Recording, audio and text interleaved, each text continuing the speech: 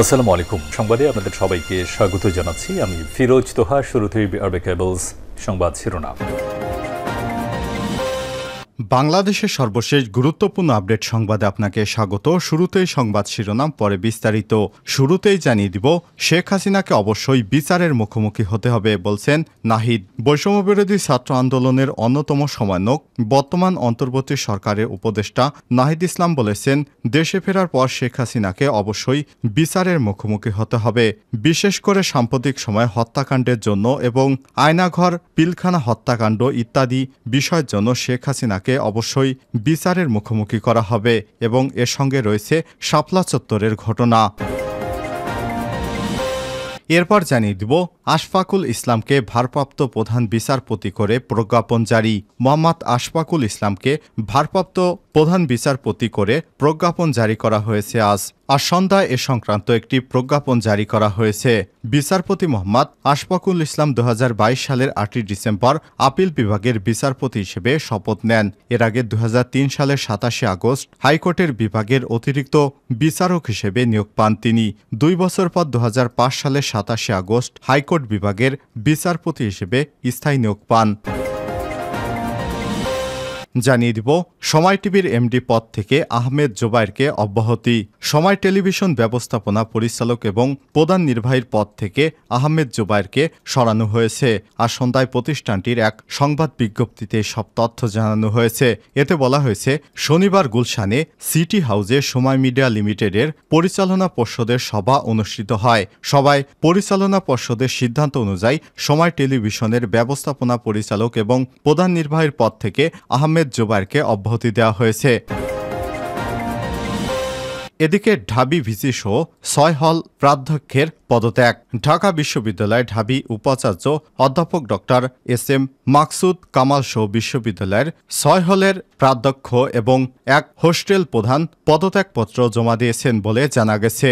বিশ্ববিদ্যালয়ের ঊর্ধ্বতন একজন বলেন, উপাচার্য অধ্যাপক ডক্টর মাকসুদ কামাল গত 6 আগস্ট সংশ্লিষ্ট কার্যালয়ে পদত্যাগপত্র জমা দিয়েছেন। তিনি ব্যক্তিগত কারণ দেখিয়ে পদত্যাগপত্রটি জমা দেন।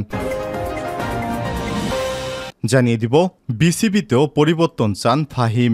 বৈষম্যবিরোধী ছাত্র আন্দোলনের মধ্য দিয়ে বাংলাদেশের বিভিন্ন সেক্টরে চলছে পরিবর্তন। হাসিনার দালাল যারা ছিল তারা ইতিমধ্যে অনেকেই দলে দলে পদত্যাগ করছেন। তারই ধারাবাহিকতায় এবার বাংলাদেশ ক্রিকেট বোর্ড বিসিবি পরিবর্তন চাইলেন কোর্স। ক্রিকেট বিশ্লেষক নাজমুল আবেদিন ফাহিম ক্রিকেট এগিয়ে নিতে নেতৃত্ব পরিবর্তন চান তিনি। এবং সর্বশেষ জানিয়ে দিব, ফেসবুকে ছড়িয়ে পড়া মূল্য তালিকাটি সঠিক নয় বলছেন ভোক্তা অধিদপ্তর। ফেসবুকে ছড়িয়ে পড়া সরকারের বাজার মূল্য তালিকা সঠিক নয় বলে জানিয়েছে জাতীয় ভোক্তা অধিকার সংরক্ষণ অধিদপ্তর। আজ জাতীয় ভোক্তা অধিকার সংরক্ষণ অধিদপ্তরের ফেসবুক পেজে বিষয়টি জানানো হয়েছে।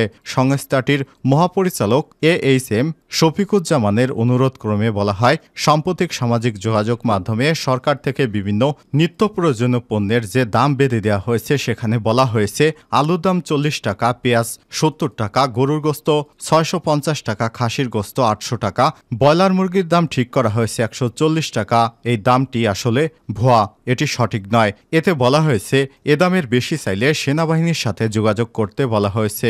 আসলে এ সংবাদটি ভিত্তিহীন এবং ভুয়া। প্রিয় দর্শক, এতক্ষণ শুনছিলেন সংবাদ শিরোনাম, এবারে বিস্তারিত।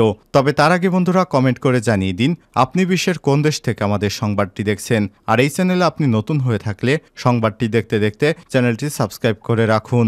ভিডিওটিতে একটি লাইক দিয়ে আমাদের সঙ্গেই থাকুন, যাতে করে আমাদের পরবর্তী আপডেট সংবাদ সবার আগে আপনার কাছে পৌঁছে যায়। এবারে বিস্তারিত। শেখ হাসিনাকে অবশ্যই বিচারের মুখোমুখি হতে হবে, রয়টার্সকে নাহিদ। বৈষম্যবিরোধী ছাত্র আন্দোলনের অন্যতম সমন্বয়ক ও বর্তমান অন্তর্বর্তী সরকারের উপদেষ্টা নাহিদ ইসলাম বলেছেন, দেশে ফেরার পর শেখ হাসিনাকে অবশ্যই বিচারের মুখোমুখি হতে হবে, বিশেষ করে সাম্প্রতিক সময়ের হত্যাকাণ্ডের জন্য। শুক্রবার 10 আগস্ট রয়টার্সকে দেয়া সাক্ষাৎকারে নাহিদ এমন মন্তব্য করেন। নাহিদ বলেন, শেখ হাসিনা কেন বাংলাদেশ থেকে পালালেন তা জানতে আমি কিউরিয়াস। শেখ হাসিনা সময়ে যেসব হত্যাকাণ্ড হয়েছে আমরা সেসবের বিচার চাইব। এটা আমাদের অন্যতম দাবি। যদি তিনি ফিরে না আসেন তাহলে আমরা সে ব্যাপারে কাজ করব। তিনি বলেন, আমরা তাকে গ্রেপ্তার করতে চাই। তার বিচারের ইস্যুতে আলোচনা চলছে বলেও জানান। উল্লেখ্য, জুনের মাঝামাঝি সময়ে সরকারি চাকরিতে থাকা কোটা নিয়ে আন্দোলন শুরু হয় বাংলাদেশে, কিন্তু শেখ হাসিনা সরকার এই আন্দোলন দমনে শিক্ষার্থীদের উপর নির্যাতন ও নিপীড়ন শুরু করে। গত 17 জুলাই রংপুরে আবু সাইদ সহ 6 জন শিক্ষার্থী ও সাধারণ মানুষ নিহত হন। এরপর এটি সরকার বিরোধী আন্দোলনে রূপ নেয়। সাধারণ মানুষের ব্যাপক বিক্ষোভের মুখে গত সোমবার 5 আগস্ট শেখ হাসিনা ক্ষমতা ছেড়ে দেশ ছেড়ে পালাতে বাধ্য হন। আশফাকুল ইসলামকে ভারপ্রাপ্ত প্রধান বিচারপতি করে প্রজ্ঞাপন। মোহাম্মদ আশরাকুল ইসলামকে ভারপ্রাপ্ত প্রধান বিচারপতি করে প্রজ্ঞাপন জারি করা হয়েছে। শনিবার 10 আগস্ট এ সংক্রান্ত একটি বিজ্ঞাপন জারি করা হয়। বিচারপতি মোহাম্মদ আশফাকুল ইসলাম 2022 সালের 8 ডিসেম্বর আপিল বিভাগের বিচারপতি হিসেবে শপথ নেন। এর আগে 2003 সালের 27 আগস্ট হাইকোর্ট বিভাগের অতিরিক্ত বিচারক হিসেবে নিয়োগ পান তিনি। 2 বছর পর 2005 সালের 27 আগস্ট হাইকোর্ট বিভাগের বিচারপতি হিসেবে স্থায়ী নিয়োগ পান। আশফাকুল ইসলাম মানিকগঞ্জের হরিরামপুর উপজেলার পূর্ব খলিলপুর গ্রামে 1959 সালের 15 জুলাই জন্মগ্রহণ করেন। তার পিতার নাম AKM নুরুল ইসলাম, মাতা জাহানারা আরজু। উল্লেখ্য, দুপুর 2:30টার দিকে ছাত্রদের দাবির পরিপ্রেক্ষিতে প্রধান বিচারপতির পদ থেকে পদত্যাগ করেন ওবায়দুল হাসান। আইন মন্ত্রণালয় সূত্র বিষয়টি নিশ্চিত করেছে। সময় টিভির এমডি পদ থেকে আহমেদ জোবাইরকে অব্যাহতি।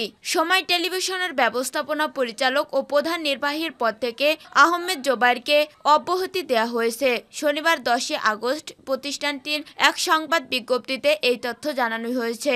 এতে বলা হয়, শনিবার গুলশানের সিটি হাউসের সময় মিডিয়া লিমিটেডের পরিচালনা পরিষদের সভা অনুষ্ঠিত হয়। সভায় পরিচালনা পরিষদের সিদ্ধান্ত অনুযায়ী সময় টেলিভিশনের ব্যবস্থাপনা পরিচালক ও প্রধান নির্বাহীর পদ থেকে আহমেদ জোবাইরকে অব্যাহতি দেওয়া হয়েছে।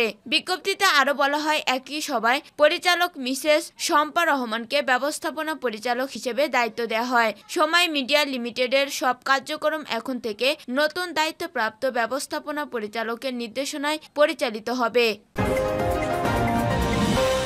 ঢাকা বিশ্ববিদ্যালয়ের ভিসি সহ 6 হল প্রদক্ষের পদত্যাগ। ঢাকা বিশ্ববিদ্যালয়ের উপাচার্য অধ্যাপক ডক্টর ASM মাকসুদ কামাল সহ বিশ্ববিদ্যালয়ে 6 হলের প্রদক্ষ ও এক হোস্টেল প্রধান পদত্যাগপত্র জমা দিয়েছে বলে জানা গেছে।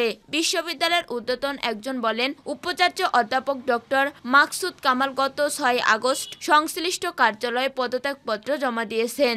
এদিকে শনিবার 10 আগস্ট বিশ্ববিদ্যালয়ের বিজয় 71 হল, মুক্তিযোদ্ধা জিয়াউর রহমান হল, রোকেয়া হল, শামচুন নাহার হল, বঙ্গমাতা শেখ ফজিলাতুন নিসা মুজিব ও শহীদ সার্জেন্ট জহুরুল হল, প্রদক্ষ জহুরুল হক হলের আরো 4 হাউস, টিউটর এবং নবাব ফজিতুল নিসা চৌধুরানী ছাত্রী নিবাস, প্রধান ভাইস চ্যান্সেলর অফিসে পদত্যাগপত্র জমা দিয়েছেন বলে জানায় একাধিক সূত্র। অন্যদিকে জাতির জনক বঙ্গবন্ধু হলের প্রদক্ষ অধ্যাপক ডক্টর মোহাম্মদ আকরাম হোসেনও পদত্যাগ করার কথা শোনা যাচ্ছে। এ বিষয়ে জানতে চাইলে তিনি কালবেলাকে বলেন, গতকাল 9 আগস্ট আমার চাকরির মেয়াদ শেষ হয়েছে, আমার পদত্যাগ করা হয়নি। মুক্তিযুদ্ধ জিয়াউর রহমান হলের প্রদক্ষ অধ্যাপক ডক্টর মোহাম্মদ বিল্লাল হোসেন বলেন, আমি আজ পদত্যাগ করছি। ভাইস চ্যান্সেলরের অফিসে পদত্যাগপত্র জমা দিয়েছি, অন্যদের খবর বলতে পারছি না। এছাড়া বিশ্ববিদ্যালয়ের প্রশাসনিক ভবনের এক কর্মকর্তা কালবেলাকে জানান, আজ প্রভিসি শিক্ষা অধ্যাপক ডক্টর সীতেশ চন্দ্র বাসার কর্মকর্তা কর্মচারীদের থেকে বিদায় নিয়ে গেছেন। পদত্যাগপত্র জমা দিয়েছেন কিনা জানি না।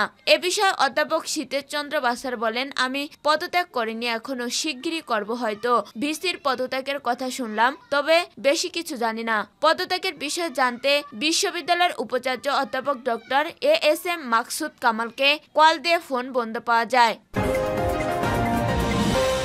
বিসিবিতেও পরিবর্তন চান ফাহিম। বৈষম্যবিরোধী ছাত্র আন্দোলনের মধ্য দিয়ে বাংলাদেশের বিভিন্ন সেক্টরে চলছে পরিবর্তন। তারই ধারাবাহিকতায় এবার বাংলাদেশ ক্রিকেট বোর্ডও বিসিবি পরিবর্তন চাইলেন কোর্স ক্রিকেট বিশেষজ্ঞ নাজমুল আবেদিন ফাহিম। ক্রিকেট এগিয়ে নিতে নেতৃত্ব পরিবর্তন চান তিনি। দীর্ঘদিন ধরে ক্রিকেট একই অবস্থায় পড়ে থাকাকে নেতৃত্ব দায় মনে করেন ফাহিম। তিনি বলেন, অবশ্যই দায়টা সবচেয়ে বেশি লিডারশিপের নেতৃত্বে।